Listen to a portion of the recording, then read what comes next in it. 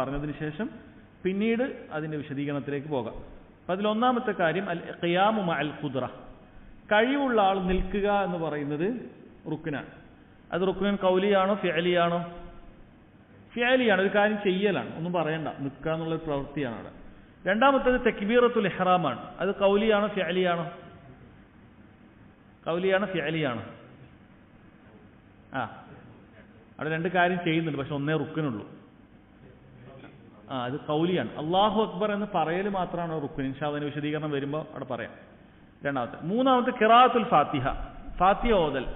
ഖൗലിയാണോ ഫിഅലിയാണോ? ഖൗലിയാണ്, ഓതലാണ്.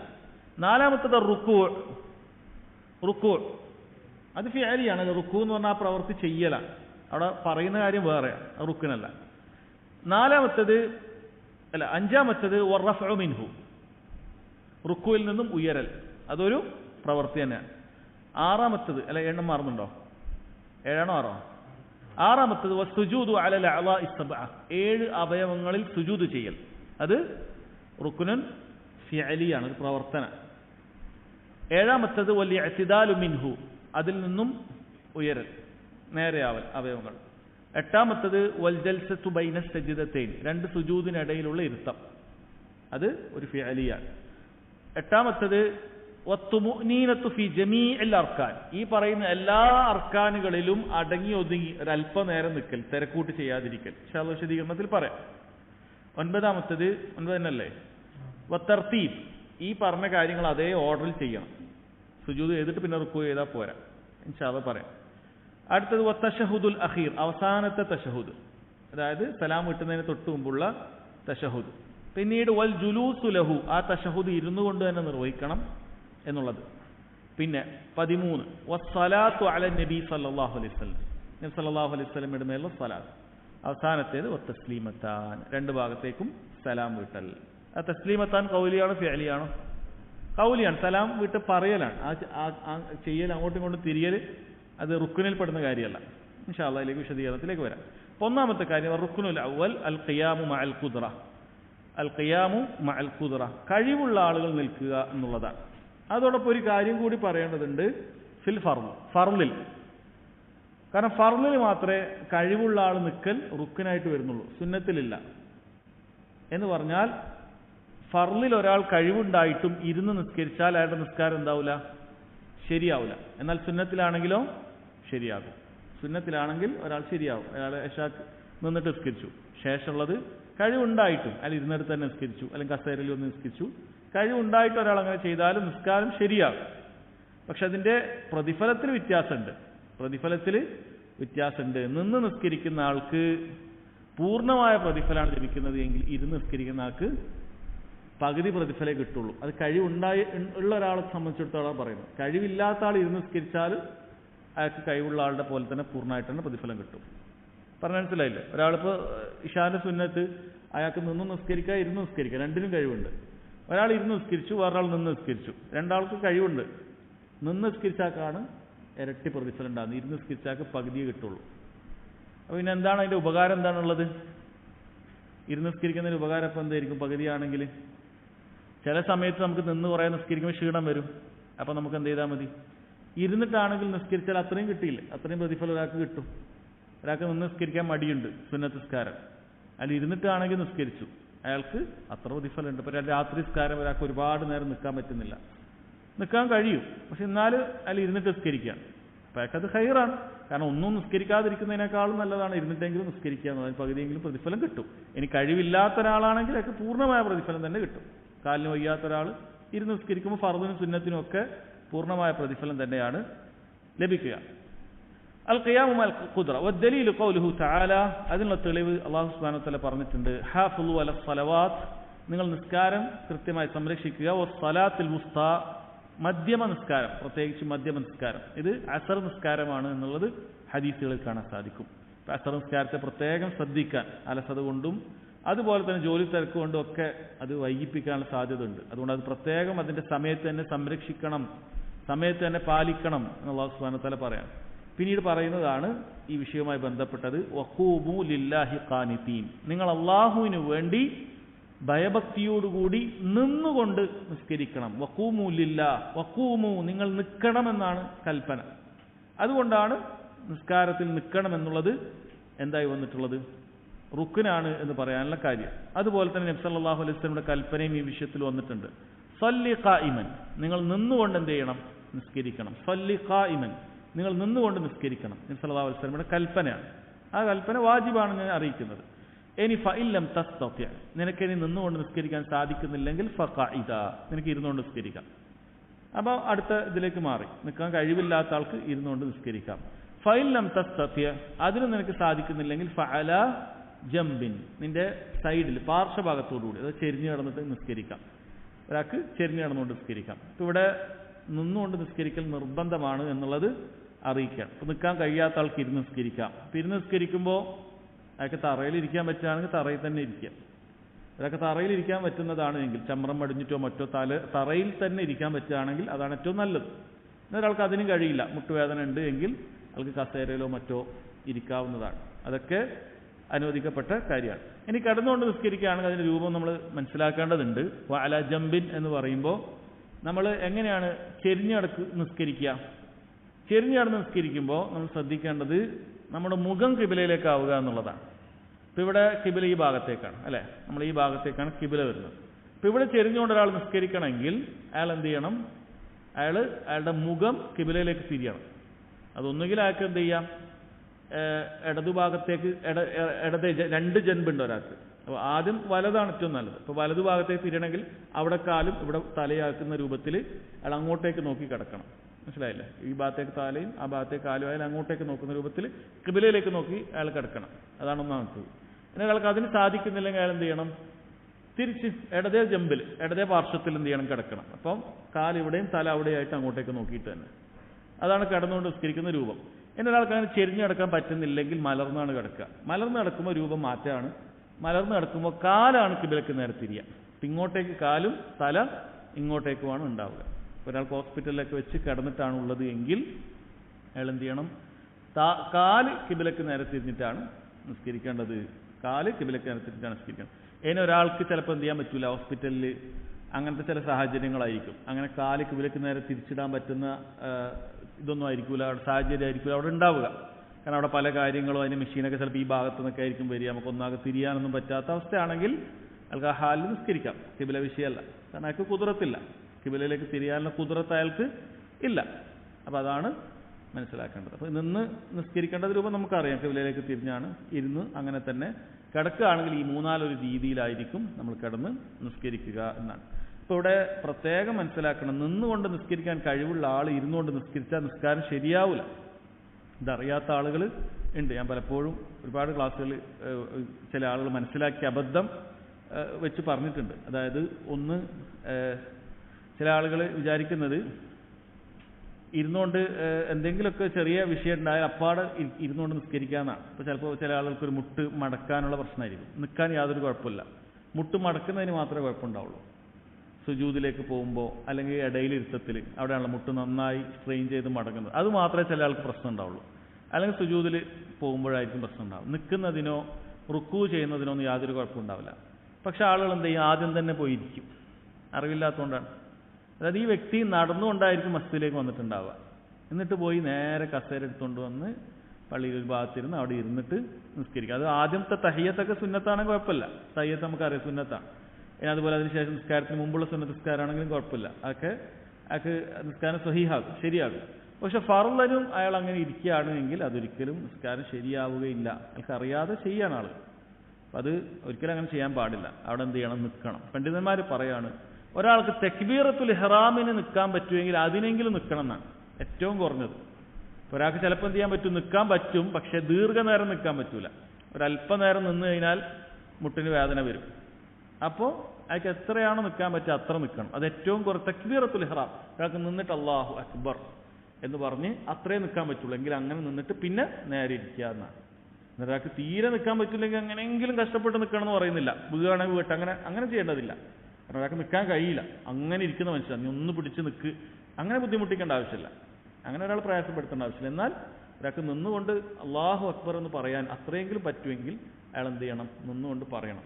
ചിലർക്ക് അതിൻ്റെ അപ്പുറത്തേക്ക് ഫാത്തിഹ ഓതാനും ഒക്കെ പറ്റും. പക്ഷേ വിചാരിക്കുകയാണ് എൻ്റെ മുട്ടുവേദന ഉണ്ടല്ലോ, അപ്പം നേരെ ഇരുന്നുകൊണ്ട് നിസ്കരിക്കാം എന്ന് വിചാരിക്കാൻ. എത്രത്തോളം പണ്ഡിതന്മാർ പറയുന്നത്, നിങ്ങൾ യാത്രയിലാണെങ്കിലും ഫ്ലൈറ്റിലോ കപ്പലിലോ ആണെങ്കിൽ പോലും നിൽക്കാൻ പറ്റുമെങ്കിൽ നിങ്ങൾ നിൽക്കുക തന്നെ പോകണം. അവിടെ നിന്നുകൊണ്ട് നമ്മൾ ഇളകി വീഴൂല, നമ്മൾ താഴേക്ക് വീഴൂല. നിന്നുകൊണ്ട് ശരിക്കും നിസ്കരിക്കാനുള്ള സൗകര്യം അവിടെ ഉണ്ട് എങ്കിൽ നമ്മൾ എന്ത് ചെയ്യണം? ഉടനെ നിന്നുകൊണ്ട് തന്നെ നിസ്കരിക്കണം. ഇപ്പോൾ സൗദി എയർലൈൻസിലൊക്കെ അങ്ങനെ നിന്നുകൊണ്ടുള്ള സംവിധാനം ഉണ്ടായപ്പോൾ ചില ആളുകൾ അങ്ങനെ തെറ്റിദ്ധരിച്ച യാത്രയിൽ ഇരുന്ന് നിസ്കരിക്കാൻ സംവിധാനം ഉണ്ട്, അതിൻ്റെ ഒന്നും ആവശ്യമില്ല എന്ന് പറയുന്നത് കണ്ടിട്ടുണ്ട്. അതിൻ്റെ ഒന്നും ആവശ്യമൊന്നുമില്ല. യാത്രയിൽ ഇരുന്ന് അങ്ങനെ യാത്രയിൽ ഇരുന്ന് നിസ്കരിക്കുക എന്ന് പറഞ്ഞൊരു മസലയൊന്നുമില്ല. ഇരുന്ന് നിസ്കരിക്കൽ യാത്രയായിട്ട് യാതൊരു ബന്ധവുമില്ല. ഇരുന്ന് നിസ്കരിക്കൽ ബന്ധം ഒരാൾക്ക് നിൽക്കാൻ കഴിവുണ്ടോ ഇല്ലേ എന്ന വിഷയം മാത്രമാണ്. അല്ല, യാത്രക്ക് ഒരു ഇരുന്ന് നിസ്കരിക്കേണ്ടതായിട്ട് യാതൊരു ബന്ധമില്ല. അപ്പം അവിടെ ഒരാൾക്ക് ആ എയർലൈൻസ് നിന്ന് നിസ്കരിക്കാനുള്ള സംവിധാനം ഉണ്ടാക്കിയിട്ടുണ്ട് എങ്കിൽ, നമുക്ക് അവിടെ ശരിക്കും നിൽക്കാൻ പറ്റുന്നത് തന്നെയാണ് എങ്കിൽ നമ്മൾ അവിടെ നിന്ന് തന്നെ നിസ്കരിക്കൽ നിർബന്ധം. അതിന് കാത്തു നിൽക്കണം. ഒരാൾക്ക് കഴിഞ്ഞിട്ട് അടുത്ത ആൾ കഴിഞ്ഞിട്ട് നമ്മൾ കാത്തു നിൽക്കണം. അല്ലാതെ യാത്രയാണ് അപ്പം നേരം ഇരുന്ന് നിസ്കരിക്കാം, കിബിലയും നോക്കണ്ട, ഒന്നും നോക്കണ്ട അല്ല. മറിച്ച് യാത്രയാണെങ്കിലും കിബില നമുക്ക് അവിടെ നോക്കാൻ പറ്റുക, അത് നോക്കലും നിർബന്ധം, അത് ഷർത്താണ്. നിന്ന് നിസ്കരിക്കൽ നിസ്കാരത്തിൻ്റെ റുക്കുനുമാണ്. ഇത് രണ്ടും അയാൾ ചെയ്യണം. അത് ചെയ്യാതെ എങ്ങനെയെങ്കിലും യാത്ര അല്ലേ എന്ന് പറഞ്ഞിട്ട് ഇരിക്കാൻ, അല്ലെങ്കിൽ യാത്ര അല്ലേ കിബില നോക്കണ്ട, അങ്ങനെയൊന്നുമില്ല.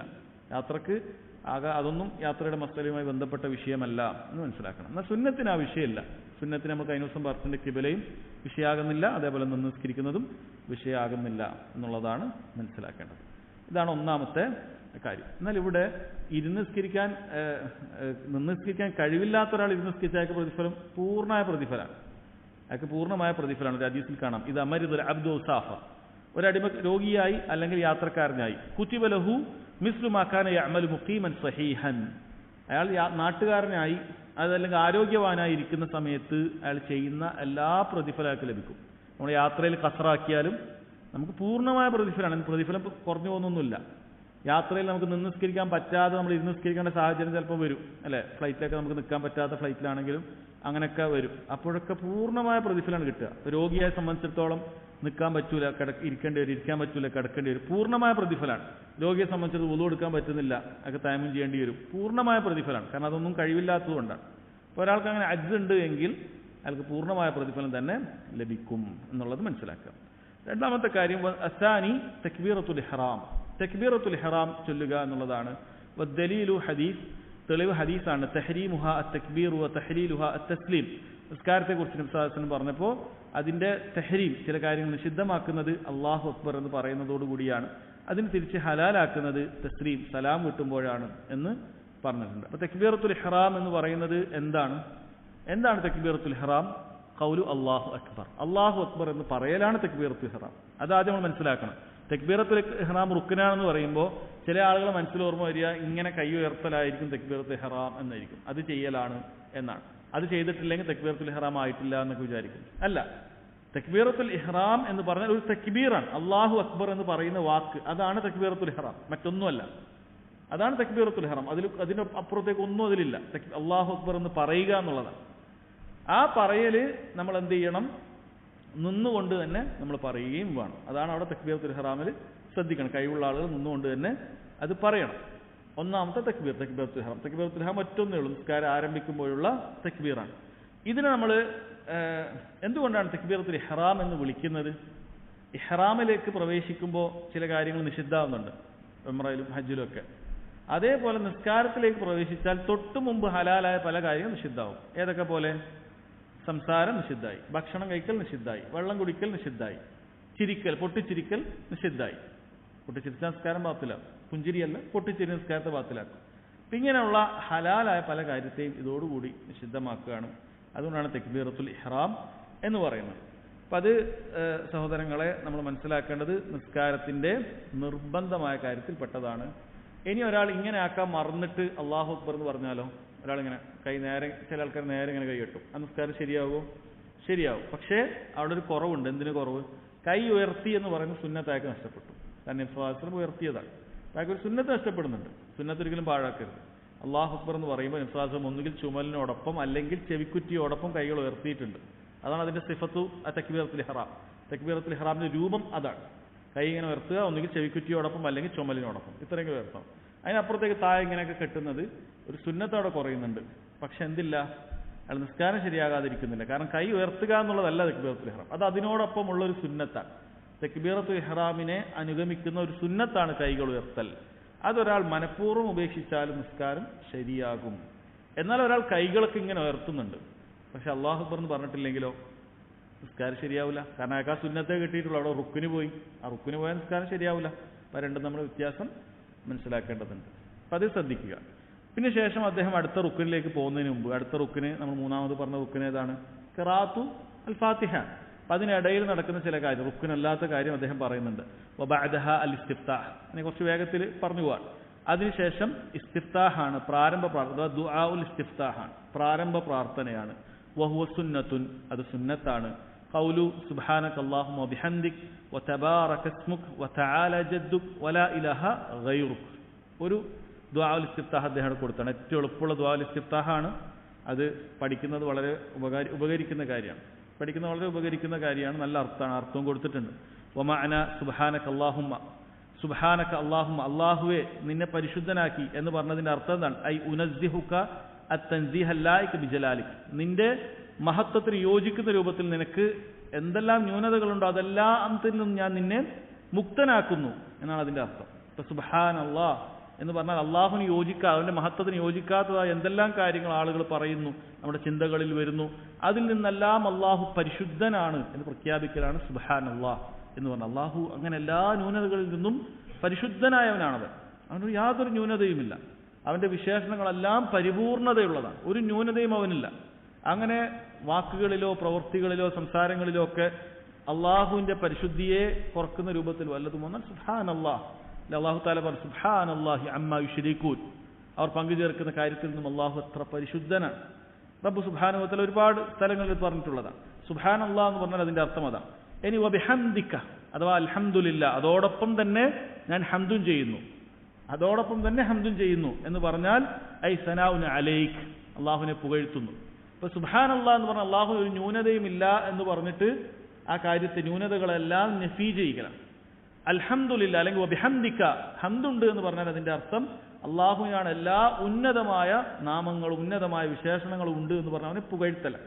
ഇത് രണ്ടും കൂടി ചേരുമ്പോഴാണ് പൂർണ്ണമാകുന്നത്. സുബ്ഹാനല്ലാഹ് വൽഹംദുലില്ലാ, പല സ്ഥലത്തും ഈ രണ്ട് ദിക്റുകളും ഒരുപോലെ വന്നിട്ടുണ്ട്. അല്ലെങ്കിൽ സുബ്ഹാനക അല്ലാഹുമ്മ വബിഹംദിക് എന്നൊരുമിച്ച് വന്നിട്ടുണ്ട്. ഇപ്പൊ സുബ്ഹാനക എന്ന് പറഞ്ഞാൽ നിന്നെ പരിശുദ്ധനാക്കുന്നു എല്ലാ ന്യൂനതകളിൽ നിന്നും, വബിഹംദിക എന്ന് പറഞ്ഞാൽ എല്ലാ പൂർണ്ണതകളും നിനക്കുണ്ട് എന്ന് പറഞ്ഞ അള്ളാഹുവിനെ പുകഴ്ത്തുകയും ചെയ്യുന്നു. വതബാറക ഇസ്മുക, അള്ളാഹുവിന്റെ നാമം തബാറക അനുഗ്രഹീതമായി, ഐ അൽ ബറകതു തുനാലു ബിദിക്രിക്, നിന്റെ നാമങ്ങൾ പരാമർശിക്കപ്പെടുമ്പോഴാണ് ബറക്കത്തുണ്ടാകുന്നത്.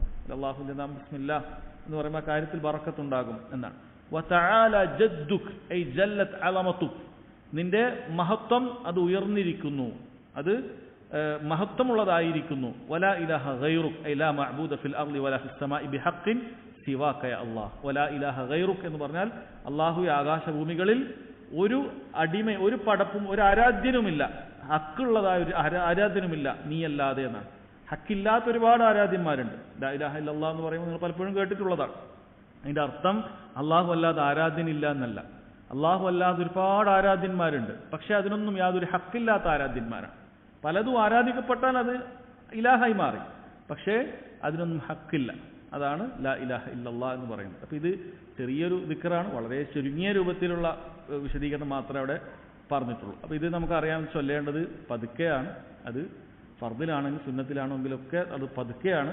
അത് ഫർദ് നിസ്കാരത്തിലും സുന്നത്ത് നിസ്കാരത്തിലും സുന്നത്താണ്, രണ്ടും സുന്നത്താണ്. എന്ന് വെച്ചാൽ നമ്മൾ ചെയ്യാൻ ശ്രമിക്കണം. എന്ന് വെച്ചാൽ അതൊരാൾ മറന്നാലും അയാളുടെ നിസ്കാരത്തെ എന്താകുന്നില്ല, ബാധിക്കുന്നില്ല. ഇനി മനഃപൂർവ്വമാണെങ്കിൽ നിസ്കാരത്തെ ബാധിക്കുന്നില്ല. ഒരാൾ തക്ബീറത്തുൽ ഇഹ്റാം കഴിഞ്ഞ് നേരെ ഫാത്തിഹ ആരംഭിച്ചാലും നിസ്കാരം സഹീഹാകും, കാരണം സുന്നത്താണ്. പക്ഷെ ഒരിക്കലും നമ്മൾ അങ്ങനെ ചെയ്യരുത്. കാരണം ഇത്രയും മഹത്തരമായ, ഒന്നുകിൽ അള്ളാഹുവിനെ പുകഴ്ത്തുന്ന ദുആഉൽ ഇസ്തിഫ്താഹാണ് ഇവിടെ ഉള്ളത്. പിന്നെ അല്ലാഹു മുബാഇദ് ബൈനിലാണെങ്കിൽ നമ്മുടെ പാപങ്ങൾ പുറത്തു തരണേ എന്നുള്ള ദുആയോടുകൂടി ആരംഭിക്കുകയാണ്. അപ്പം എന്തായാലും ഒരുപാട് ഖൈറുകൾ നേടിയെടുക്കാൻ പറ്റുന്നതായ ദുആഉൽ ഇസ്തിഫ്താഹാണ്. അത് പാഴാക്കരുത്, നബി സല്ലല്ലാഹു അലൈഹി വസല്ലം പാഴാക്കിയിട്ടില്ല. പക്ഷെ അത് സുന്നത്തായ കാര്യമാണ് എന്നുള്ളത് എന്തുണ്ട്, പണ്ഡിതന്മാർക്കിടയിൽ ഇജ്മാഉം ഏകാഭിപ്രായമുണ്ട്. അപ്പം അത് നമ്മൾ പറയാൻ ശ്രമിക്കുക. അതിനുശേഷം പിന്നെയും ഒരു സുന്നത്തുണ്ട്, അഊദു ബില്ലാഹി മിനശ് ശൈത്വാനിർ റജീം എന്ന് പറയുക സുന്നത്താണ്. അഊദു ബില്ലാഹി മിനശ് ശൈത്വാനിർ റജീം എന്ന് പറയാം. അദ്ദേഹം പറയുന്നു അഊദു ബില്ലാഹി മിനശ് ശൈത്വാനിർ റജീം. മഅന അഊദു അഊദു എന്ന് പറഞ്ഞാൽ അലൂദു വ അൽതജിഉ വ അഅ്തസിമു ബിക യാ അല്ലാഹ് മിനശ് ശൈത്താനിർ റജീം. ആട്ടി ഓടിക്കപ്പെട്ട പിശാചിൽ നിന്നും അല്ലാഹുവേ നിന്നിൽ രക്ഷ തേടുന്നു, നിന്നിൽ അഭയം തേടുന്നു, നിന്നിൽ സംരക്ഷണം ഞാൻ തേടുന്നു. ഇതാണ് അഊദു ബില്ലാഹി മിനശ് ശൈത്വാനിർ റജീം എന്ന് പറയുന്നത്. അല്ലാഹുവിനാണ് ഞാൻ സംരക്ഷണം തേടുന്നത്, ആട്ടി അകറ്റപ്പെട്ട പിശാചിന്റെ എല്ലാ ഷർറിൽ നിന്നും. അൽ റജീം എന്ന് പറഞ്ഞാൽ അൽ മത്റൂദ് അൽ മുബഅദു അർ റഹ്മത്തില്ലാഹി അല്ലദീ ലാ യദുറുനി ഫീ ദീനി വലാ ഫീ ദുനിയായ. അതായത് അള്ളാഹുവിന്റെ കാരുണ്യത്തിൽ നിന്നും അകറ്റപ്പെട്ട, ആട്ടിയോടിക്കപ്പെട്ട എന്നാണ് അതുകൊണ്ട് ഉദ്ദേശിക്കുന്നത് എന്ന് പറയാം. അപ്പോൾ ഇതൊക്കെ ചുരുങ്ങിയ രൂപത്തിൽ പറയാണ്, കാരണം നമ്മൾ റുക്കിനുകളാണ് കൂടുതൽ വിശദീകരിക്കുന്നത്. നമ്മൾ സിഫത്തു സലാത്തായി പൂർണ്ണമായ നിസ്കാരത്തിന്റെ രൂപങ്ങൾ പറയുന്നില്ല. അപ്പോൾ ഇത് മുസ്തഹബായ കാര്യമാണ് അഊദു ബില്ലാഹി മിനശ് ശൈത്വാനിർ റജീം എന്നുള്ളത്. ഇനി അതെല്ലാ എല്ലാ ഫാത്തിഹയ്ക്കും മുമ്പും വേണോ? വേണ്ടതില്ല എന്നാണ് പണ്ഡിതന്മാർ പറയുന്നത്. ഒന്നാമത്തെ റക്അത്തിലെ ഫാത്തിഹയ്ക്ക് മാത്രം നമ്മളത് പറഞ്ഞാൽ മതി. അടുത്തത് വഖിറാഅത്തുൽ ഫാത്തിഹത്തി റുക്നുൻ ഫി കുല്ലി റക്അ കമാ ഫി ഹദീസ് ലാ സ്വലാത്ത ലിമൻ ലം യഖ്റഅ ബിഫാത്തിഹത്തിൽ കിതാബ് വഹിയ ഉമ്മുൽ ഖുർആൻ. റുക്ന് മൂന്നാമത്തെ റുക്നാണ് സൂറത്തുൽ ഫാത്തിഹ പാരായണം ചെയ്യുക. അതെല്ലാ റക്അത്തിലും റുക്നാണ്, എല്ലാ റക്അത്തിലും അത് റുക്നാണ്. 4 റക്അത്തുണ്ടെങ്കിൽ 4 ഫാത്തിഹ നമ്മൾ ഓതേണ്ടി വരും. 2 റക്അത്താണെങ്കിൽ 2 ഫാത്തിഹ ഓതണം. ഹദീസിൽ വന്നിട്ടുണ്ട് ലാ സ്വലാത്ത ലിമൻ ലം യഖ്റഅ ബിഫാത്തിഹത്തിൽ കിതാബ്. ഫാത്തിഹത്തുൽ കിതാബ് പാരായണം ചെയ്യാത്തവന് എന്തില്ല? നിസ്കാരമില്ല എന്ന് പറഞ്ഞിട്ടുണ്ട്. എന്നാൽ ഇതിൽ ഇജ്മാ ഉള്ള കാര്യം ആർക്കാണ്? ഇമാമിനും ഒറ്റയ്ക്ക് നിസ്കരിക്കുന്ന ആൾക്കാണ്. ഇമാമിനും ഒറ്റയ്ക്ക് നിസ്കരിക്കുന്ന ആൾക്കും എന്തില്ല? ഫാത്തിഹ ഓതാതെ നിസ്കാരമില്ല. മഅ്മൂമിനാണെങ്കിൽ, ഇമാമിനെ തുടരുന്ന ആണെങ്കിൽ അഭിപ്രായ വ്യത്യാസം പണ്ഡിതന്മാർക്കിടയിലുണ്ട്. മഅ്മൂമിങ്ങൾക്ക് ഇത് റുക്നാണോ അതല്ല സുന്നത്താണോ അതല്ല ചൊല്ലേണ്ടതില്ലേ എന്നുള്ളതിൽ അഭിപ്രായ വ്യത്യാസം ഉണ്ട്. മഅ്മൂമിങ്ങൾക്ക് ചൊല്ലേണ്ടതില്ല, ഇമാമിന്റെ ഫാത്തിഹ തന്നെ മതിയായതാണ് എന്നത് ശക്തമായ അഭിപ്രായമാണ്. ഇമാം ഓതുമ്പോൾ നമ്മൾ അവിടെ ശ്രദ്ധിച്ചു കേട്ടാൽ മതി, ഓതേണ്ടതില്ല എന്നുള്ളത് ശക്തമായൊരു അഭിപ്രായം തന്നെയാണ്. പക്ഷേ വല്ലാഹു അലം, ശരിയായി മനസ്സിലാവുന്നത് നമ്മളും ഫാത്തിഹ ഓതണം എന്നാണ്. കാരണം അതിനെ അറിയിക്കുന്നൊരു തെളിവുണ്ട്. അത് ഒരിക്കൽ നബി സല്ലല്ലാഹു അലൈഹി വസല്ലം നിസ്കരിക്കുന്ന സമയത്ത് പുറകിൽ സ്വഹാബികൾ ഓതുന്ന ശബ്ദം കേൾക്കുകയുണ്ടായി. അതുകൊണ്ട് തന്നെ സലാം വീട്ടിയപ്പോൾ നബി സല്ലല്ലാഹു അലൈഹി വസല്ലം ചോദിച്ചു, ലഅല്ലക്കും തഖറഊന ഖൽഫൽ ഇമാം വൽ ഇമാം യഖറ.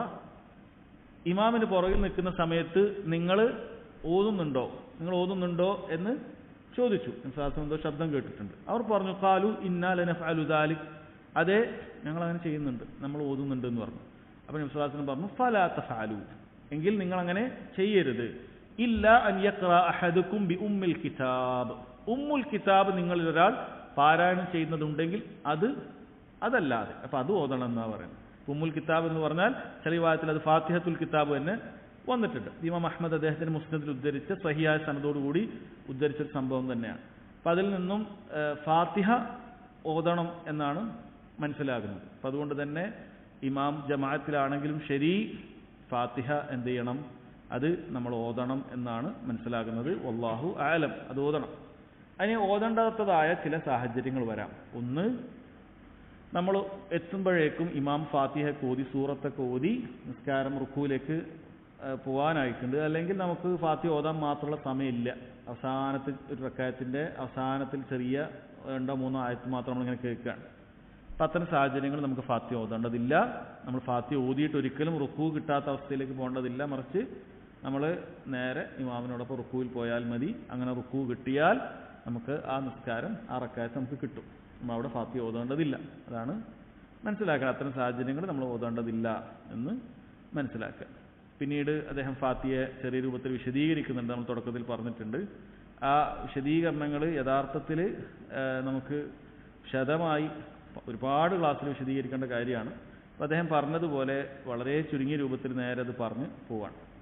അദ്ദേഹം കൊടുക്കുന്നുണ്ട് ബിസ്മില്ലാഹിർ റഹ്മാനിർ റഹീം, എന്നിട്ട് അവിടെ കൊടുക്കുന്നുണ്ട് ബറക്കത്തുൻ വസ്തിആന. ബിസ്മില്ലാഹിർ റഹ്മാനിർ റഹീം എന്ന് ഓതുന്നതിൽ 2 കാര്യമുണ്ട്. ഒന്ന് ബറക്കത്തുണ്ട്, ബിസ്മി ഓതുന്നതിൽ ബറക്കത്തുണ്ട്. അതുപോലെ ഇസ്തിആനത്താണ്, അള്ളാഹുവിനോട് സഹായം ചോദിക്കലാണ്. നമ്മൾ ചെയ്യാൻ പോകുന്ന കാര്യത്തിൽ സഹായം ചോദിക്കലാണ് ബിസ്മില്ലാഹിർ റഹ്മാനിർ റഹീം.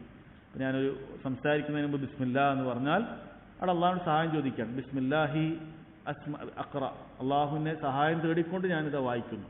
അല്ലെങ്കിൽ അള്ളാഹുവിന്റെ സഹായം തേടിക്കൊണ്ട് അഖ്തും, ഞാൻ സംസാരിക്കുന്നു. അല്ലെങ്കിൽ അള്ളാഹുവിന്റെ സഹായം തേടിക്കൊണ്ട് ഞാൻ പഠിക്കുന്നു. ബിസ്മില്ലാ എന്ന് പറഞ്ഞിട്ട് ഒരാളൊരു കാര്യത്തിലേക്ക് പ്രവേശിക്കുമ്പോൾ ആ കാര്യത്തിൽ നമ്മൾ അള്ളാഹുവിന്റെ സഹായം ചോദിക്കുകയാണ്. അള്ളാഹുവിൻ്റെ സഹായം നമുക്ക് ആവശ്യമാണ്. അതേപോലെ തന്നെ അതിലുള്ള ബറക്കത്തും ലഭിക്കും എന്നാണ് പറയുന്നത്. അത് ഫാത്തിഹയിൽ ആയത്താണോ അല്ലേ എന്നുള്ളതിൽ അഭിപ്രായ വ്യത്യാസമുണ്ട്. അത് ഫാത്തിഹയിൽ ആയത്തല്ല എന്നുള്ളതാണ് ഏറ്റവും ശരിയായി മനസ്സിലാവുന്നത്. അല്ലാഹു അലം. കാരണം ഒരു ഖുദ്സിയായ ഹദീസിൽ തന്നെ ഫാത്തിഹയെക്കുറിച്ച് പറയുമ്പോൾ അല്ലാഹു സുബ്ഹാനഹു വ തആല പറയുന്നുണ്ട്, ഇദാ ഖാലൽ അബ്ദു അൽഹംദുലില്ലാഹി റബ്ബിൽ ആലമീൻ, എൻ്റെ അടിമ അൽഹംദുലില്ലാഹി റബ്ബിൽ ആലമീൻ എന്ന് പറഞ്ഞാൽ ഞാൻ പറയും ഹമിദനി അബ്ദി, എൻ്റെ അടിമ എന്നെ സ്തുതിച്ചിരിക്കുന്നു. വ ഇദാ ഖാലൽ അബ്ദു അർറഹ്മാനുർ റഹീം എന്ന് പറഞ്ഞിട്ട് എൻ്റെ അടിമ റഹ്മാൻ റഹീം എന്ന് പറയുമ്പോൾ മജ്ജദനി അബ്ദി, എൻ്റെ അടിമ എന്നെ പുകഴ്ത്തിയിരിക്കുന്നു. അങ്ങനെ പറഞ്ഞിട്ട് ആ വാക്കുകൾ വരുന്നുണ്ട്. അസ്ന അലൈഹി അബ്ദി, രണ്ടാമത്തെ അസ്ന അലൈഹി അബ്ദി, പിന്നീട് മജ്ജദനി എന്ന് പറയുന്നുണ്ട്. അപ്പോൾ അവിടെ ഫാത്തിഹയെ കുറിച്ച് പറയുമ്പോൾ അല്ലാഹു സുബ്ഹാനഹു വ തആല ബിസ്മില്ലാഹി വ ഇദാ ഖാലൽ അബ്ദു ബിസ്മില്ലാഹിർ റഹ്മാനിർ റഹീം എന്ന് പറഞ്ഞിട്ടില്ല. അഥവാ ഫാത്തിഹയുടെ ആയത്തല്ല ബിസ്മില്ലാഹിർ റഹ്മാനിർ റഹീം, മറിച്ച് സൂറത്ത് തൗബ ഒഴികെ എല്ലാ സൂറത്തിൻ്റെയും തുടക്കത്തിലുള്ള ഒരു ആയത്താണ്, ഖുർആനിലുള്ള ഒരു ആയത്ത് തന്നെയാണ്. പക്ഷേ ഫാത്തിഹയുടെ ആയത്തല്ല, ഫാത്തിഹയിലുള്ള ആയത്തല്ല എന്നാണ് അവിടെ മനസ്സിലാക്കേണ്ടത്. അതുകൊണ്ട് ഒരാൾ ബിസ്മില്ലാഹിർ റഹ്മാനിർ റഹീം ഓതിയിട്ടില്ലെങ്കിലും അയാളുടെ നിസ്കാരം സ്വഹീഹാകും, നിസ്കാരം സ്വഹീഹാകും. പക്ഷെ നമ്മൾ ഓതേണ്ടതുണ്ട്. ചില ഉലമാക്കൾ പറയുന്നത് നമ്മൾ ലേറ്റായി എത്തുന്ന സമയത്ത് ഇമാമ് ഓതിക്കൊണ്ടേയിരിക്കുകയാണ്, അവസാനത്തിൽ എത്തിയിട്ടുണ്ട് എങ്കിൽ നമ്മൾ കൈകെട്ടിയിട്ട് നേരെ അൽഹംദുലില്ലാഹി റബ്ബിൽ ആലമീൻ എന്നോട്ട് തുടങ്ങിയാൽ മതി. കാരണം അന്നേരം സുന്നത്തുകൾ നമ്മൾ ഓതാൻ പാടില്ല. ഇമാം ഓതി തുടങ്ങിക്കഴിഞ്ഞാൽ നമ്മൾ ശ്രദ്ധിക്കേണ്ട ആൾക്കാരാണ്. അവിടെ ഫാത്തിഹ മാത്രമേ നമുക്ക് ഓതാതിരിക്കാൻ ഓതൽ നമുക്ക് അനുവദനീയമായിട്ടുള്ളൂ. അപ്പം അതുകൊണ്ട് ആ സമയത്ത് നമ്മൾ ഏറ്റവും അൽഹംദുലില്ലാഹി റബ്ബിൽ ആലമീൻ എന്ന് മുതൽ ഓതിയാലും മതി എന്ന് പറയുന്നത് കാണാൻ സാധിക്കും. പിന്നെ അതിൻ്റെ ഫാത്തിഹയുടെ വിശദീകരണം അദ്ദേഹം കൊടുക്കുന്നുണ്ട്. ഇപ്പോൾ ചെറിയ രൂപത്തിൽ പറയാം. അൽഹംദുലില്ലാഹി റബ്ബിൽ ആലമീൻ എന്നുള്ള അൽഹംദുലില്ലാ, അൽഹംദു സനാഉൻ, ഹംദ് എന്ന് പറഞ്ഞാൽ പുകഴ്ത്തലാണ്, സനാ ആണ്.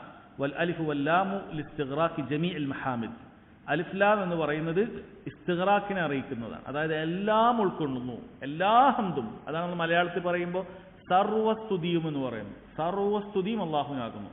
ആ സർവ്വതും എല്ലാ സ്തുതിയും അള്ളാഹുവിനാണ്. അപ്പം എന്തെങ്കിലും ഒരു കാര്യം സ്തുതിക്കപ്പെടുന്നുണ്ടെങ്കിൽ അതിനെല്ലാം അള്ളാഹു സുബ്ഹാനഹു വ തആലയാണ് അർഹൻ. അല്ല, ഏതെങ്കിലും ഒരു മനുഷ്യനെ ഒരാളെ പുകഴ്ത്തുന്നുണ്ട് എങ്കിൽ ചിന്തിച്ചു നോക്കൂ, യഥാർത്ഥത്തിൽ അത് ഏറ്റവും അർഹൻ അള്ളാഹു സുബ്ഹാനഹു വ തആല. കാരണം അയാളൊരു ഖൈർ ചെയ്തിട്ടുണ്ട് എങ്കിൽ അള്ളാഹുവിൻ്റെ തൗഫീഖ് കൊണ്ട്, അതല്ലാതെ അവൻ ആ ഖൈർ ചെയ്യാൻ പറ്റൂല. അല്ലെങ്കിൽ അള്ളാഹു സുബ്ഹാനഹു വ തആല നൽകിയ ഇർഷാദ് കൊണ്ട്, ഗൈഡൻസ് കൊണ്ടല്ലാതെ ഒരാൾക്ക് ആ കാര്യം ചെയ്യാൻ പറ്റൂല. അപ്പം എന്തെങ്കിലും പുകഴ്ത്തലുണ്ട് എങ്കിൽ അതിനെല്ലാം അർഹൻ അള്ളാഹു സുബ്ഹാനഹു വ തആലയാണ്. എല്ലാ പുകഴ്ത്തലുകളും അള്ളാഹുവിലേക്കാണ് എന്നാണ് പറയുന്നത്. അമ്മൽ ജമീലു അല്ലദീ ലാ സുനഅ ലഹു ഫീഹി മിസ്ലുൽ ജമാൽ വനഹു ഫസനാ ബിഹി സുമ്മ മദ്ഹൻ ലാ ഹംദൻ. ഇതുമായി ബന്ധപ്പെട്ട ചില വിശദീകരണങ്ങളാണ്. അതായത് ഇനി ജമാൽ, ഭംഗി പോലത്തെ കാര്യങ്ങളാണ് എങ്കിൽ അതിലൊക്കെ അള്ളാഹുവിനെ പുകഴ്ത്തുക എന്ന് പറയുന്നത് ഫസനാ ബിഹി സുമ്മ മദ്ഹൻ, അതിനൊക്കെ മദ്ഹാണ് എന്ന് പറയും, ലാ ഹംദൻ. നമ്മൾ മദ്ഹും ഹംദും തമ്മിൽ വ്യത്യാസമുണ്ട്. മദ്ഹ് എന്ന് പറഞ്ഞു കഴിഞ്ഞാൽ നമ്മളൊരാളെ പുകഴ്ത്തലാണ്, അയാളോട് സ്നേഹം നമുക്കുണ്ടാകണമെന്നില്ല, അയാൾ വെറുതെ നമുക്ക് പുകഴ്ത്താം.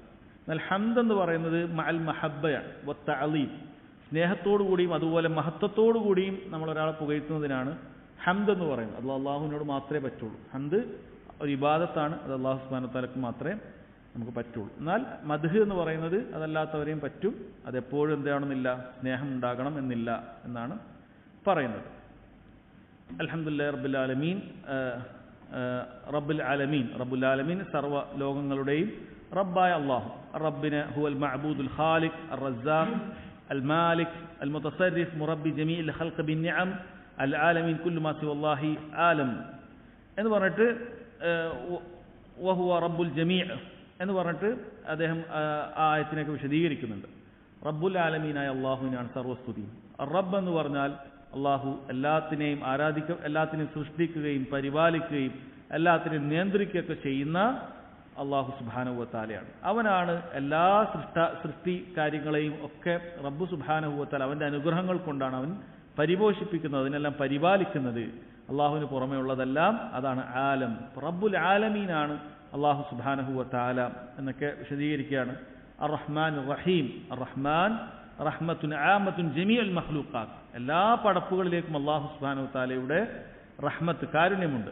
റഹീം എന്ന് പറയുന്നത് റഹ്മത്തുൻ ഖാസത്തുൻ ബിൽ മുഅ്മിനീൻ, മുഅ്മിനീങ്ങൾക്ക് പ്രത്യേകമായിട്ടുള്ളതാണ്. റഹ്മാനും റഹീമും തമ്മിലുള്ള പണ്ഡിതന്മാർ നൽകിയ ഒരു വിശദീകരണമാണ് അദ്ദേഹം നൽകിയിട്ടുള്ളത്. വേറെ ചിലർ പറഞ്ഞു റഹ്മാൻ എന്ന് പറഞ്ഞാൽ അള്ളാഹു സുബ്ഹാനഹു വ തആല വിശാലമായ റഹ്മത്തിനെ അറിയിക്കുന്നു. അത് റഹീം എന്ന് പറഞ്ഞാൽ അത് പടപ്പുകളിലേക്ക് എത്തുന്നു. റഹ്മത്തുൻ വാസിഅ എന്നാണ് റഹ്മാൻ എന്ന് പറഞ്ഞതിനെ കുറിച്ച് പറയുന്നത്. റഹീം എന്ന് പറയുന്നത് റഹ്മത്തുൻ വാസില, ആളുകളിലേക്ക് എത്തുന്നതായ, പടപ്പുകളിലേക്ക് എത്തുന്നതായ കാരുണ്യമാണ് എന്നൊക്കെ പറയുന്നത് കാണാം. നമ്മൾ ഫാത്തിഹയുടെ വിശദീകരണം നമ്മൾ കൂടുതലേക്ക് പോകുന്നില്ല, നമ്മൾ സമയപരിധി കാരണത്താൽ നമ്മൾ അടുത്ത റുക്കിനിലേക്ക് പോവാണ്. ഇൻഷാ അല്ലാഹ് മറ്റൊരു അവസരത്തിൽ നമുക്ക് സൂറത്തുൽ ഫാത്തിഹയുടെ വിശദീകരണം വിശദമായിട്ട് തന്നെ മനസ്സിലാക്കാം. അപ്പോൾ ഇതാണ് സൂറത്തുൽ ഫാത്തിഹയുമായി ബന്ധപ്പെട്ട റുക്കിന് എന്നുള്ള കാര്യം നമ്മൾ മനസ്സിലാക്കേണ്ടത്. അടുത്ത റുക്കിന് റുക്കൂ, നാലാമത്തെ റുക്കിന് റുക്കൂ ആണ്. അഞ്ചാമത്തത് റഫ്ഉ മിൻഹാണ്. ആറാമത്തത് വൽ സുജൂദു അലൽ അഅളാഇ അസ്സബ്അ. ഏഴാമത്തത് വൽ ഇഅ്തിദാലു മിൻഹു. എട്ടാമത്തത് വൽ ജൽസത്തു ബൈന സജ്ദതൈൻ. ഇതിന് അദ്ദേഹം കൊടുക്കുകയാണ് വദ്ദലീലു ഖൗലുഹു തആല യാ അയ്യുഹല്ലദീന ആമനു ഇർകഉ വസ്ജുദു. അല്ലാഹു സുബ്ഹാനഹു വ തആല പറയാണ് മുഅ്മിനീങ്ങളെ ഇർകഉ വസ്ജുദു, നിങ്ങൾ റുക്കൂ ചെയ്യണം, സുജൂദ് ചെയ്യണം. അപ്പോൾ ആ റുക്കൂവിൻ്റെയും സുജൂദിൻ്റെയും ഒക്കെ റുക്കൂവിൻ്റെ തെളിവാണ് അവിടെ വന്നിട്ടുള്ളത്. വൽ ഹദീസു, അതുപോലെ തന്നെ നബി സല്ലല്ലാഹു അലൈഹി വസല്ലം പറഞ്ഞു ഉമിർതു അൻ അസ്ജുദ അലാ സബ്അതി അഅ്ളും, 7 അവയവങ്ങളിൽ സുജൂദ് ചെയ്യാൻ ഞാൻ കൽപ്പിക്കപ്പെട്ടിരിക്കുന്നു. അപ്പോൾ അതൊക്കെ അതിന് തെളിവായിട്ട് കൊടുക്കുകയാണ്. അദ്ദേഹം മത്തലിന് കൊടുത്ത ഭാഗങ്ങളാണ് വായിക്കുന്നത്. വത്തുമഅ്നീനതു ഫീ ജമീഇൽ അഫ്ആൽ, എല്ലാ പ്രവൃത്തികളിലും ഒരാൾക്ക് അടങ്ങി ഒതുങ്ങി നിൽക്കണം. വത്തർതീബു ബൈനൽ അർക്കാൻ, അതുപോലെ റുക്നുകൾക്കിടയിൽ ക്രമം വേണം. വദ്ദലീൽ, അതിനുള്ള തെളിവ് ഹദീസുൽ മുസീഇ സലാത്തുഹു അൻ അബി ഹുറൈറ റളിയല്ലാഹു അൻഹു ഖാൽ, നിസ്കാരം മോശമാക്കിയ ഒരാളുടെ വിഷയമുണ്ട്, അതിൽ നിന്നാണ് നിസ്കാരത്തിന്റെ റുക്നുമായി ബന്ധപ്പെട്ട തെളിവുകളെല്ലാം വന്നിട്ടുള്ളത്. ആ ഹദീസ് ഇങ്ങനെയാണ്: ബൈനമാ നഹ്നു ജുലൂസുൻ ഇൻദ നബി സല്ലല്ലാഹു അലൈഹി വസല്ലം, ഒരിക്കൽ നബി സല്ലല്ലാഹു അലൈഹി വസല്ലം അടുക്കൽ ഞങ്ങൾ ഇങ്ങനെ ഇരിക്കുകയായിരുന്നു. ഇദ് ദഖല റജുലുൻ ഫസല്ല, ഒരു മനുഷ്യൻ അവിടെ പ്രവേശിച്ചു, നിസ്കരിക്കുകയും ചെയ്തു. ഫസല്ലമ അൽ നബി സല്ലല്ലാഹു അലൈഹി വസല്ലം, നിസ്കാരം കഴിഞ്ഞതിന് ശേഷം നബി സല്ലല്ലാഹു അലൈഹി വസല്ലം അടുക്കൽ വന്നിട്ട് അസ്സലാമു അലൈക്കും വറഹ്മത്തുള്ളാഹി എന്ന് പറഞ്ഞു. നബി സല്ലല്ലാഹു അലൈഹി വസല്ലം പറഞ്ഞു ഫഖാൽ ഇർജി ഫസല്ലി ഫഇന്നക ലം തുസല്ലി, നീ പോയി മടങ്ങി നിസ്കരിക്കുക, നീ നിസ്കരിച്ചിട്ടില്ല എന്ന് പറഞ്ഞു. നിസ്കരിച്ച ഒരാളോടാണ് ഇത് പറയുന്നത്. ഫഅലഹ സലാസൻ, 3 പ്രാവശ്യം ഇങ്ങനെ ചെയ്തു. ഒരു പ്രാവശ്യം പറഞ്ഞു, നിസ്കരിച്ചു. വീണ്ടും ഇതേപോലെ സലാം പറഞ്ഞു, നബി സല്ലല്ലാഹു അലൈഹി വസല്ലം പറഞ്ഞു ഇർജി ഫസല്ലി ഫഇന്നക ലം തുസല്ലി, അങ്ങനെ വീണ്ടും പോയി നിസ്കരിച്ചു. 2ആയി. വീണ്ടും അദ്ദേഹം വന്നു, നബി സല്ലല്ലാഹു അലൈഹി വസല്ലം പറഞ്ഞു ഇർജി ഫസല്ലി ഫഇന്നക ലം തുസല്ലി, പോയി മടക്കി നിസ്കരിക്കാൻ, നിസ്കരിച്ചിട്ടില്ല. 3ാമത്തെ പ്രാവശ്യം നിസ്കരിച്ചു. 4ാമത് അങ്ങനെ 3 പ്രാവശ്യം കഴിഞ്ഞപ്പോൾ അദ്ദേഹം പറഞ്ഞു വല്ലദീ ബഅസക ബിൽ ഹഖ് നബിയ, താങ്കളെ നബിയായി, സത്യം പ്രവാചകനായി ആരാണോ നിയോഗിച്ചത് അവൻ തന്നെ സത്യം, അത് അള്ളാഹു തന്നെ സത്യം. ലാ ഉഹ്സിനു ഗൈറ ഹാദാ ഫഅല്ലിംനി, എനിക്ക് ഇതിനേക്കാളും നന്നാക്കാൻ അറിയില്ല, അതുകൊണ്ട് എന്നെ പഠിപ്പിച്ചാലും എന്ന് പറഞ്ഞു. അപ്പോഴാണ് നബി സല്ലല്ലാഹു അലൈഹി വസല്ലം ഈ കാര്യമൊക്കെ പറഞ്ഞത്. അപ്പോൾ ഇതിന്റെ തെളിവായിട്ട് കൊടുക്കുകയാണ് ഈ ഹദീസ്. ഫഖാല ലഹു നബിയ്യു സല്ലല്ലാഹു അലൈഹി വസല്ലം, അദ്ദേഹത്തോട് നബി സല്ലല്ലാഹു അലൈഹി വസല്ലം പറഞ്ഞു ഇദാ ഖുംത ഇല സ്വലാത്തി ഫകബ്ബിർ, നിസ്കാരത്തിന് വേണ്ടി നിന്നാൽ നീ തക്ബീർ ചൊല്ലണം, തക്ബീറത്തുൽ ഇഹ്റാമാണ്. പിന്നെ പറഞ്ഞു സുമ്മ ഖറ മാ തയസ്സറ മഅക മിനൽ ഖുർആൻ, പിന്നീട് ഖുർആനിൽ നിന്നും നിനക്ക് എളുപ്പമായത് പാരായണം ചെയ്യുക. സുമ്മ റക ഹത്താ തത്മഇന്ന റാക്കിഅൻ, പിന്നീട് നീ റുക്കൂ ചെയ്യണം. ഹത്താ തത്മഇന്ന റാക്കിഅൻ, റുക്കൂവിൽ നീ അടങ്ങി കഴിയുന്നത് വരെ. തുമുഅ്നീനത്ത് റുക്നാണെന്നുള്ളത് ഈ ഹദീസിൽ നിന്ന് കിട്ടുന്നുണ്ട്. ഈ ഹദീസിൽ പ്രധാനമായും വന്ന വിഷയം തുമുഅ്നീനത്താണ്. ഇയാൾക്ക് നഷ്ടപ്പെട്ടതും അതാണ് എന്നാണ് പല പണ്ഡിതന്മാരും പറയുന്നത്. റുക്കൂ ഒക്കെ ചെയ്യുന്നത്, പക്ഷെ പോകുന്നു ഇങ്ങനെ വരുന്നു, അവിടെ നിൽക്കുന്നില്ല. അതാണ് തുമുഅ്നീനത്തൊരു അമലിൽ ഉണ്ടാവുക എന്ന് പറഞ്ഞാൽ അതിന്റെ അർത്ഥം അവിടെ ചൊല്ലേണ്ട വാജിബ് പറയാനുള്ള ഒരു സമയമെങ്കിലും അയാൾ അവിടെ ഉണ്ടാവുകയാണ്. ഒരാൾക്ക് റുക്കൂവിൽ തുമുഅ്നീനത്തുണ്ട് എങ്കിൽ അയാൾ ഒരു പ്രാവശ്യം സുബ്ഹാന റബ്ബിൽ അലീം എന്ന് പറയുന്ന അത്രയും നേരം അയാൾ ഉണ്ടാണ്. സുബ്ഹാൻ എന്ന് പറയുമ്പോൾ തന്നെ അയാൾ എണീറ്റ് അയാൾക്ക് അവിടെ തുമുഅ്നീനത്തില്ല. ഇനി സുജൂദിൽ ഒരാൾക്ക് തുമുഅ്നീനത്തുണ്ട് എങ്കിൽ സുബ്ഹാന റബ്ബിൽ അല എന്ന് ഒരു പ്രാവശ്യം പറയുമ്പോൾ എത്ര സമയം വേണം, അത്ര നേരെങ്കിലും അയാൾ അവിടെ ഉണ്ടാണ്. ഒരാൾ സുബ്ഹാൻ എന്ന് പറയുമ്പോൾ തന്നെ എഴുന്നേൽക്കാണ്, അപ്പോൾ അയാൾക്ക് അവിടെ തുമുഅ്നീനത്തില്ല.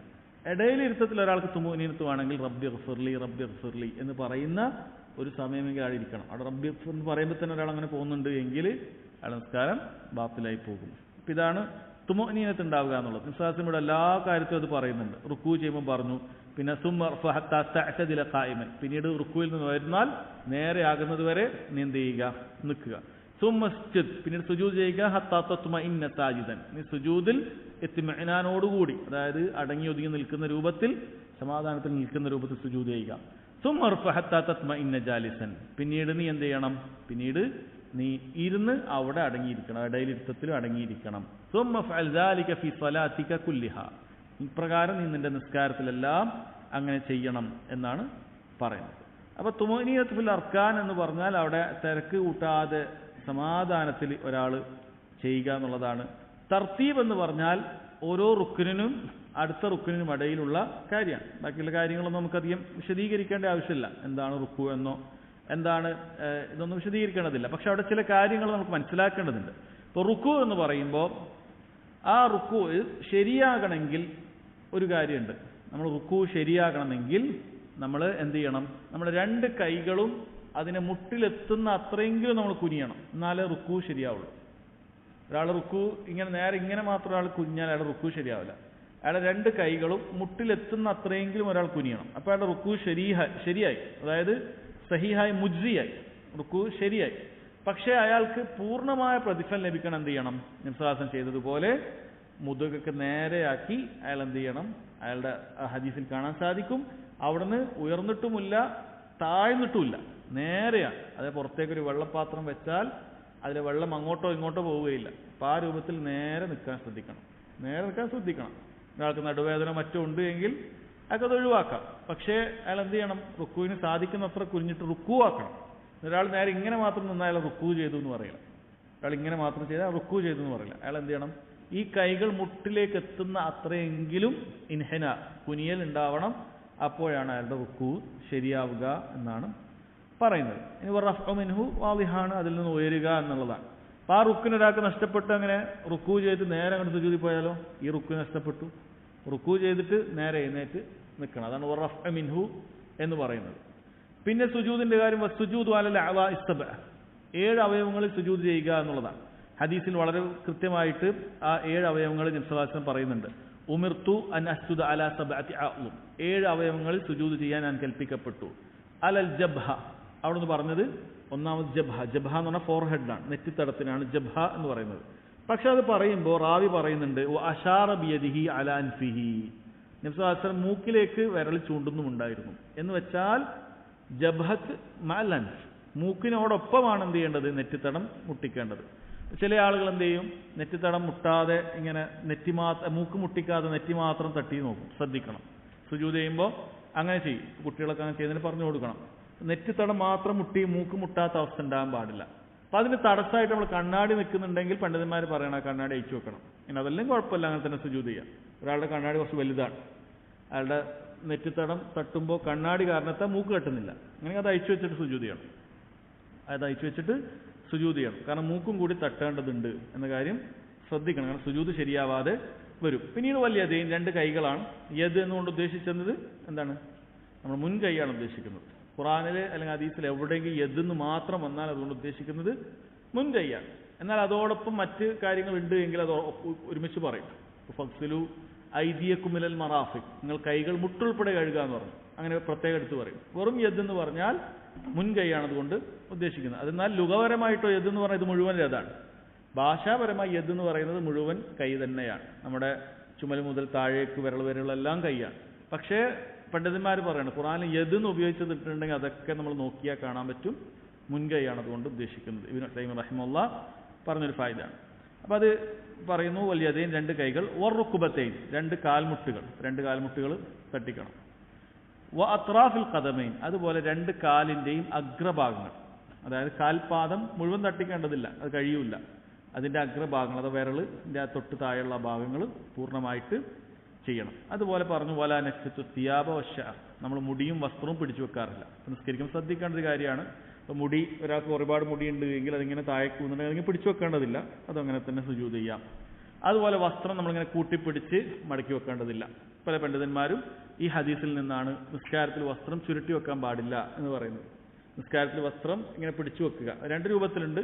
ഒന്നാകെ വസ്ത്രം ചുരുക്കി പിടിക്കുന്നത് പറയുന്നുണ്ട്. അതുപോലെ തന്നെ പല ഉലമാക്കളും പറഞ്ഞിട്ടുള്ള കാര്യമാണ് നമ്മൾ വസ്ത്രം മടക്കി മടക്കി വെക്കുക എന്ന് പറയുന്നത്. അത് നിസ്കാരത്തിന് മാത്രമായി ചെയ്യുന്നതാണ് പാടില്ലാത്തത്. ഒരാൾ എല്ലാ സമയത്തും അയാളുടെ വസ്ത്രം ആ രൂപത്തിൽ മടക്കി വെച്ച ഒരു അവസ്ഥയിലാണെങ്കിൽ അയാൾ നിസ്കാരത്തിന് പ്രത്യേകമായി അത് അയച്ചിടേണ്ടതില്ല. എന്നാൽ നിസ്കാരത്തിന് വേണ്ടി ഒരാൾ വുളൂവിനൊക്കെ വേണ്ടി കയറ്റി വെച്ചിട്ടുണ്ട്, അല്ലെങ്കിൽ ആ രൂപത്തിൽ കയറ്റി വെച്ചിട്ടുണ്ട് എങ്കിൽ അങ്ങനെ ചെയ്യേണ്ടതില്ല, അത് തിരിച്ചിടണം. അത് നിസ്കാരത്തിലാണെങ്കിൽ തന്നെ അയാൾക്കത് തിരിച്ച് ശരിയാക്കാവുന്നതാണ് എന്നാണ് പറയുന്നത്. അപ്പം അത് എന്ത് ചെയ്യണം? അത് ശ്രദ്ധിക്കണം. ഇതാണ് സുജൂദുമായി ബന്ധപ്പെട്ട കാര്യം. പിന്നീടുള്ളത് തുമഅനീനത്ത് ഫി ജമീഇൽ അഫ്ആലാണ്, എല്ലാ അവയവങ്ങളിലും തുമഅനീനത്ത് നമ്മൾ പറഞ്ഞു. അതുപോലെ 10ാമത്തത് തർത്തീബ് ബൈനൽ അർക്കാൻ, റുക്നുകൾക്കിടയിൽ തർത്തീബ് ഉണ്ടാവുക. എന്ന് വെച്ചാൽ ഒരാൾ നേരെ ഫാത്തിഹ ഓതിയിട്ട് സുജൂദിലേക്ക് പോയി, റുക്കൂ മറന്നുപോയി, അയാൾക്ക് ഓർമ്മ വന്നാൽ എന്ത് ചെയ്യണം? അതിനെന്താ ചെയ്യേണ്ടത്? അടുത്തത് ഉടനെ തന്നെ അയാൾ എഴുന്നേറ്റ് നിന്നിട്ട് എന്ത് ചെയ്യണം? റുക്കൂലേക്ക് പോകണം. റുക്കൂയിലേക്ക് പോകണം, എന്നിട്ട് റുക്കൂയിൽ നിന്ന് ഉയരണം, എന്നിട്ട് സുജൂദിലേക്ക് പോകണം. ആദ്യത്തെ സുജൂദ് എന്തായിട്ടില്ല, വാലിഡ് ആയിട്ടില്ല. അപ്പോൾ ആദ്യം ഒരാൾ ഒരു സുജൂദ് ചെയ്തു എന്ന് വിചാരിക്കുക. അപ്പോഴാണ് ഓർമ്മ വന്നത് ഞാൻ റുക്കൂയിലൊന്നും പോയില്ല. ഉടനെ ഒന്ന് എണീറ്റ് നിന്നിട്ട് എന്ത് ചെയ്യണം, റുക്കൂ ചെയ്യണം, റുക്കൂയിൽ നിന്ന് ഉയരണം, വീണ്ടും 2 സുജൂദ് തന്നെ ചെയ്യണം. ഞാൻ നേരത്തെ ഒരു സുജൂദ് ചെയ്തിട്ടുണ്ടല്ലോ എന്ന് വിചാരിച്ചിട്ട് പിന്നെ ഒരു സുജൂദ് ചെയ്താൽ പോരാ. കാരണം ആദ്യത്തെ സുജൂദ് വാലിഡ് ആയിട്ടില്ല, കാരണം അത് തർത്തീബായിട്ടല്ല പോയത്. ഇനി ഈ മറന്നതിന്റെ കാരണത്താൽ അവസാനം സഹവിന്റെ സുജൂദ് അത് വേറെയുണ്ട്. ഇങ്ങനെ ഒരു മറവ് സംഭവിച്ചതിന് സഹവിന്റെ സുജൂദ് അത് വേറെയുണ്ട്. പക്ഷേ ചെയ്യേണ്ടത് ഇങ്ങനെയാണ്. കാരണം എന്താണ്, അവിടെ റുക്കൂവിന് മുമ്പേ സുജൂദ് ചെയ്തു, അപ്പോൾ തർത്തീബ് തെറ്റി. അതുകൊണ്ടാണ് തർത്തീബു ബൈനൽ അർക്കാൻ, അർക്കാനിന്റെ ഇടയിൽ എന്ത് ചെയ്യണം, തർത്തീബ് വേണം എന്ന് പറയുന്നത്. അതാണ്, ആ തർത്തീബ് തെറ്റിക്കഴിഞ്ഞാൽ ഒരാളുടെ നിസ്കാരം ശരിയാവുകയില്ല. ഇതാണ് 9 നമ്മൾ 10ാമത്തെ റുക്കുനായിട്ട് പറയുന്നത്, തർത്തീബ് ബൈന അൽ അർക്കാൻ. ഇനി 11ാമത്തത് വത്തശഹുദുൽ അഖീർ റുക്നുൻ മഫ്റൂദുൻ. അവസാനത്തെ തശഹുദ് അത് ഫർളായൊരു റുക്നാണ്. അപ്പോൾ തശഹുദ് 2 തശഹുദ് ഉണ്ട്. എല്ലാ നിസ്കാരത്തിനും 2 തശഹുദ് ഉണ്ടാവില്ല. 3-4 റക്അത്തുള്ള നിസ്കാരങ്ങൾക്ക് 2 തശഹുദ് ഉണ്ട്. മഗ്രിബിന്, ളുഹർ, അസർ, ഇശ ഇതിനൊക്കെ ഈ 2 തശഹുദ് ഉണ്ട്. ഫർള് നിസ്കാരത്തിൽ ഒരൊറ്റ തശഹുദ് മാത്രം, അല്ലെങ്കിൽ ഒരു തശഹുദ് മാത്രമുള്ളത് സുബഹി നിസ്കാരത്തിനാണ്. ബാക്കി എല്ലാത്തിനും ഈ 2 തശഹുദ് ഉണ്ട്. അതുപോലെ സുന്നത്ത് നിസ്കാരങ്ങൾക്കൊക്കെ ഒറ്റ തശഹുദേ ഉള്ളൂ. അപ്പോൾ തശഹുദുൽ അഖീർ എന്ന് പറയുന്നത് അവസാനത്തെ തശഹുദ് എന്ന് പറയുമ്പോൾ സലാം വീട്ടുന്നതിന് മുമ്പുള്ള തശഹുദാണ് അതുകൊണ്ട് ഉദ്ദേശിക്കുന്നത്. സലാം വീട്ടുന്നതിന് മുമ്പുള്ള തശഹുദ് എല്ലാം തശഹുദുൽ അഖീറാണ്, അത് ഫർളായ കാര്യമാണ് എന്നാണ്. ഇവിടെ തശഹുദ് എന്ന് പറയുന്നത് റുക്നുൻ ഖൗലിയാണോ ഫിഅലിയാണോ?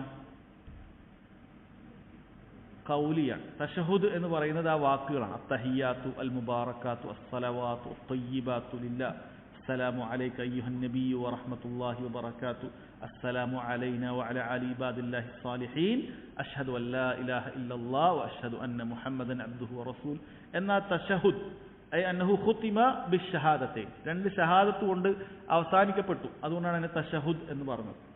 അഷ്ഹദു അൻ ലാ ഇലാഹ ഇല്ലല്ലാഹ് അഷ്ഹദു അന്ന റസൂലുള്ളാഹ് എന്ന തശഹുദ് ഷഹാദത്ത് കൊണ്ട് അവസാനിക്കപ്പെട്ടിട്ടുണ്ട്. അതുകൊണ്ടാണ് തശഹുദ് എന്ന് പറയുന്നത്. അത് റുക്നുൻ ഖൗലിയാണ്, പറയുന്ന കാര്യമാണ്. അത് മദ്ഹബുകൾക്കിടയിൽ അഭിപ്രായ വ്യത്യാസമുണ്ട്. ചിലർ അത് വാജിബാണ് അല്ലെങ്കിൽ സുന്നത്താണെന്ന് പറഞ്ഞിട്ടുണ്ട്. പക്ഷേ ഹദീസിൽ വഖൂലു എന്ന് പറഞ്ഞിട്ടാണ് നബി സല്ലല്ലാഹു അലൈഹി വസല്ലം അത്തഹിയാത്തു ലില്ലാഹി വസ്സലവാത്തു വത്തയ്യിബാത്തു എന്ന് പറഞ്ഞ തശഹുദിന്റെ പ്രാർത്ഥന നമുക്ക് പഠിപ്പിച്ചു തരുന്നത്. വളരെ അർത്ഥവത്തായ, വിശദീകരിക്കേണ്ടതായ ഒരു പ്രാർത്ഥനയാണ്. നമ്മളെ സമയപരിധി കാരണം അതും നമ്മളെ പ്രാർത്ഥന ഒഴിവാക്കുകയാണ്. എന്നാൽ നമ്മൾ മനസ്സിലാക്കുക, അതിൻ്റെ ഫിഖ്ഹിയായ വശം അത് റുക്നാണ് എന്നുള്ള കാര്യം നമ്മൾ മനസ്സിലാക്കുക. ഇനി അതിനുശേഷം അതിൻ്റെ വിശദീകരണങ്ങളൊക്കെ അദ്ദേഹം പറഞ്ഞതിന് ശേഷം അവിടെ നമ്മൾ തശഹുദിനോടൊപ്പം പറഞ്ഞിട്ടുണ്ട് വൽ ജുലൂസു ലഹു, തശഹുദിന് വേണ്ടി എന്ത് ചെയ്യണം, ഇരിക്കണം എന്നുള്ളതാണ്.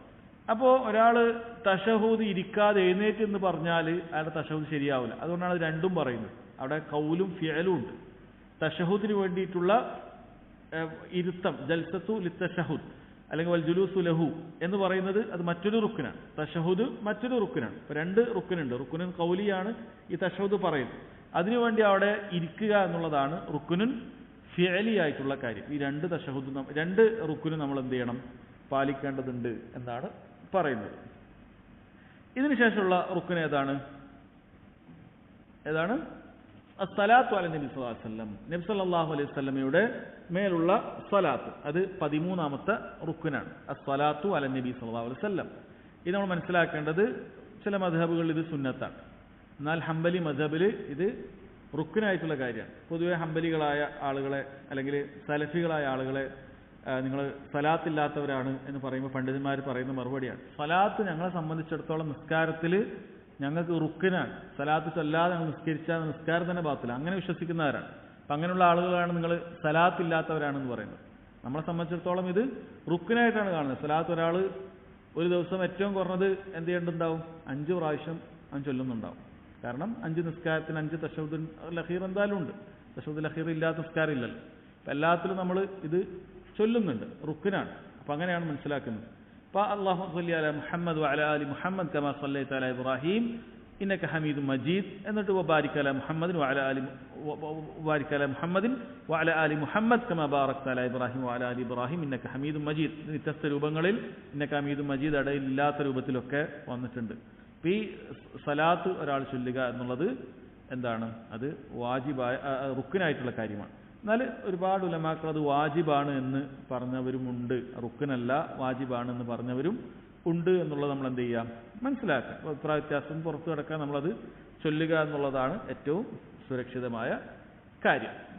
അതിനുശേഷമുള്ള അവസാനത്തെ റുക്കുൻ റാബി അശറ, 14ാമത്തെ റുക്കുനാണ് അത്തസ്ലീമത്താൻ, 2 സലാം വിട്ടുക എന്നുള്ളതാണ്.